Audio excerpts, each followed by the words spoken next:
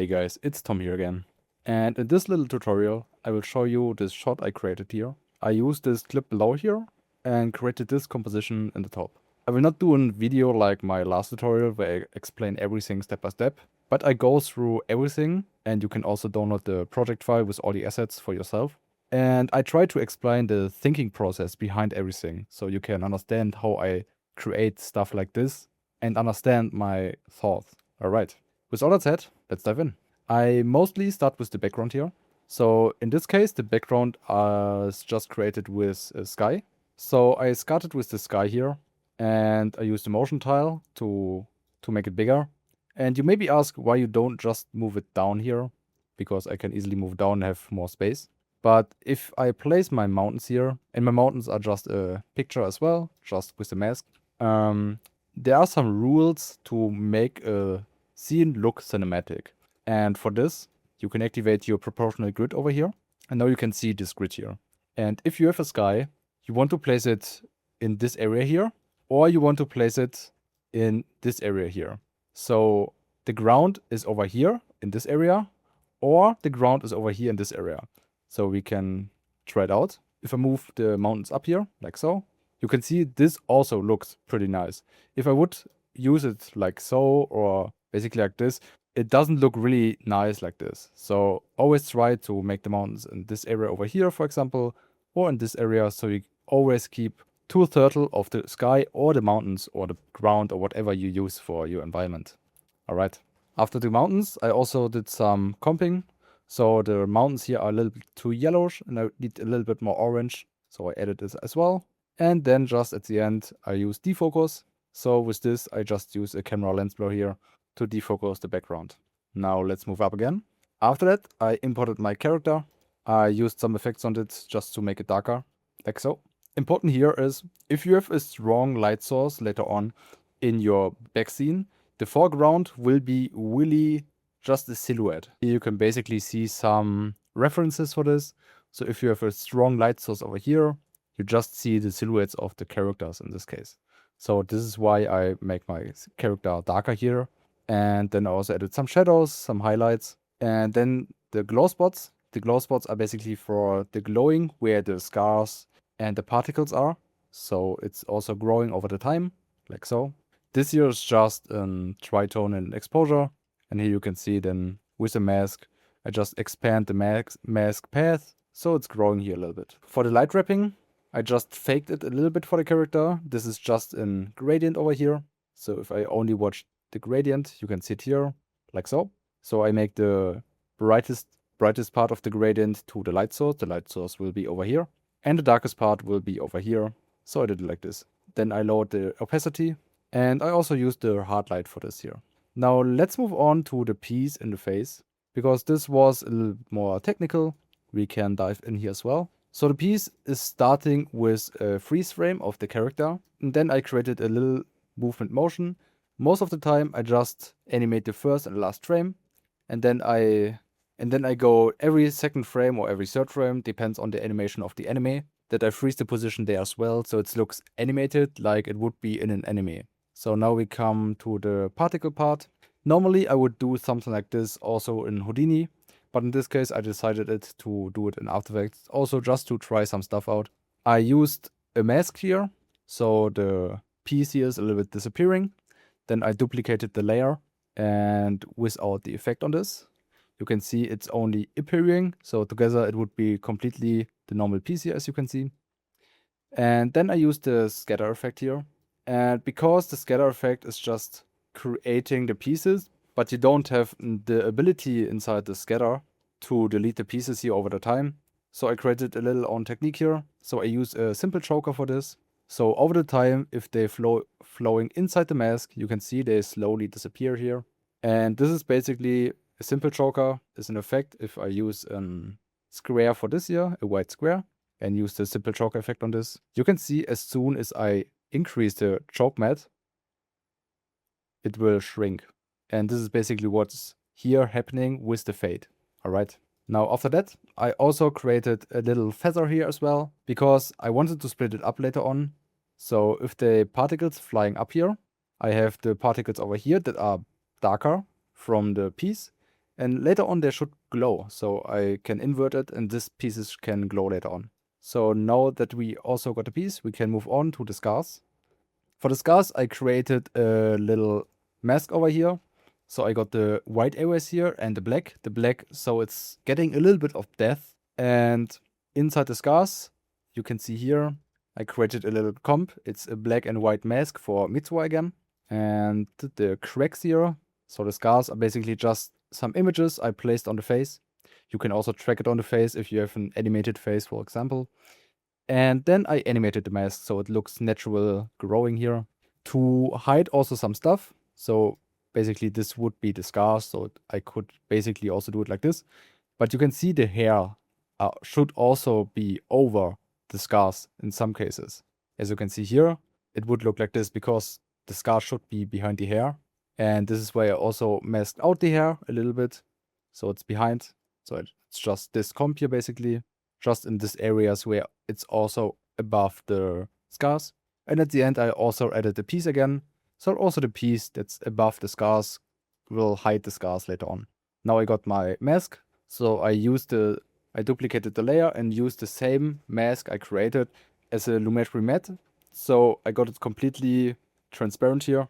And I also roughened the edges a little bit with a roughen edges effect. So it looks a little bit more interesting here. Alright, now I got this here. And this is the outside of the scars basically. Now let's move to the eyes. The eyes are just some eyes I masked out on animation. And then over the time I fade in some deep glow. So it's basically just you can see I did it with the mask here. So it's basically starting with nothing and then slowly fades in. Now I also wanted to bump up the lighting here a little bit. So I created a sunlight here, as you can see. If we move inside this, you can see it's the sky background masked out together with a foreground of the character. So everything is transparent here, as you can see, but the character is still on front and hiding it. So if you're using a deep glow on it, now it's wrapping around. We could also plug it behind, you will see no difference. Just the wraparound will be missing. So we want the wraparound of the light on the character, so this is why we're placing it on top. And this is why we're using this technique here to basically use the character mask on the background and put the background before the character. Alright, now for the scars, I also did some simulations here for the lighting. You can see here the lighting particles. This is the stuff I showed you before. So I have the inverted mask here. As you can see here, now it's inverted. And here it's flowing up. And then I just have the inverted mask, like so. I also could use this, but now the particles are slowly glowing up, and then they are disappearing over the time. Same for here. So I got my particles over here, and they're coming out of the scar and flowing up here. Now let's move on to the inside of the glow, because I also wanted to have like the scar glow looks cool. So I have a nice orange edge here, and in the inside it's getting brighter. And I also broke it up a little bit with some noises here. So it looks a little bit more interesting to look at. At the end, I give the foreground some particles. This is basically just some particles floating around. You can use overlays for this or stuff. I just again use the scatter effect here with some masks and all the stuff to make it a little bit more interesting. I also used another overlay over here just for some other particles closer to the camera again. And then we can move on to the optical flare here.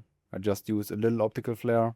And I used the fastbox blur to soften up the edges because this was a little bit too hard for me. And this looks a little bit better for me. Alright, now let's move on to the color grading. What I really like for anime stuff, I use a lot of solid layer for color grading. How do I do that? I mostly use screen, add, or color and stuff like this as a blend mode. And use mask with feathering. And you will see if I activate them, it will instantly look a little bit better. So we're getting some more colors in areas we want more color. So I wanted some color over here as a variance because this was a little bit too orange here. So I broke it a little bit up. So we're getting this warm contrast to the blue contrast with a little purple in between. Then I also wanted to have the face a little more glowed up here. And also the glow spots should glow a little bit more and mix together with the purple to give it a more little magic look. Because for me, magic is glow plus some nice color variations to give it a good look, and this is why I decided to go with this. For the sky, I also wanted to bump up the sun a little bit more, so I used another orange solid layer for this. And at the end, I again used Magic Bullet Looks here with some other color grading stuff. And then I decided, this looks a little bit weird. And one technique I also really love, I always do, use an adjustment layer above your completely comp and use a tint effect. And then you see, this doesn't look really nice because some stuff is missing. And then you can see, maybe this area is too bright. And where do I look at first in the scene? If it's completely black and white. Because your eye should be guided even if it's black and white. And for this, I added some other darken effects. And now the focus is completely here on the character. And if I deactivate the tint effect again, you can see it looks way nicer now if the background here is a little bit darkened up. Alright, now I also used some black bars again to make it again cinematic, because black bars always help to make something cinematic. We can also go to the Magic Bullet Looks, just a quick go through. Inside Magic Bullet Looks, let's deactivate everything here. So I mostly start with some optical diffusion, just to bump up the lighting a little bit and also get more light wrapping if I want to. And in this case, I basically used it twice, because I like this scene a lot with a lot of glowing. Then for chromatic operations, I just like this in the scene. Here you can see it, so I'm getting a little bit more yellow to the left side and purple to the right side. So I shift the channels here, so it looks a little bit more interesting again. For the lens distortion, you can see I just distort the outside here a little bit to warp into the character. Then I use a haze here, just to give it a little bit more interesting look. I could also use just a solid layer for this again, but I also sometimes like to play with the flare here. And then I also wanted to soften the edges a little bit more to focus completely on the character. For the color rister, you can see this does a lot with the color. So I played around here a little bit with all the settings. So I got the look I wanted with the lens winjet. I just darken up the areas in the top and the bottom a little bit more, so the focus is on the sun and the character here. And at the end, I just used a little look again to clean up the stuff I wanted to have. And yeah, that's basically it. This is how I create my shots most of the time. One thing I forgot to tell you. For this clip, for example, you also can see I stabilized the shot here, because here I got the completely frozen camera of Mitsuha, but the raw clip was completely within camera animation. And maybe I also got the raw clip here as well. So let's plug this inside here. I move this up. And here you can see my stabilized version.